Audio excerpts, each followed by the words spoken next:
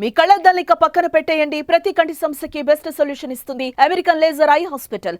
కొండా సురే గారు సమంతకి అపాలజీ చెప్పడం అనేది అంతకన్నా స్టూపిడిటీ అయితే నేను చూడలేదు. ఫస్ట్ ఆఫ్ ఆల్ సమంతని ఎక్కడ అవమానించారు?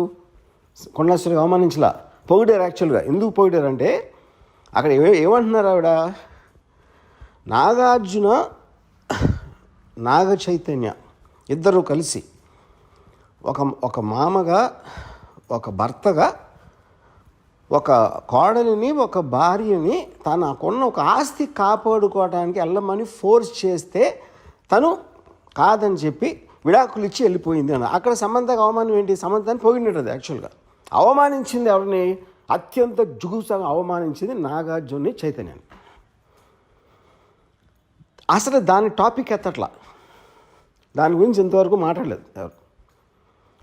సో ఇప్పుడు ఇలాంటిది చెప్పడం కన్నా ఒక అంటే అక్కినేని కుటుంబం అంతా ఉన్న హుందాతనం, వాళ్ళకున్న extraordinary reputation, most dignified and reputed, అది ఒకసారి పక్కన పెట్టి ఏ ఇంట్లో అయినా ఒక మామని భర్తని ఇలాంటి ఆరోపణ నేనైతే నా జీవితంలో ఏం లేదు ఇలాంటిది.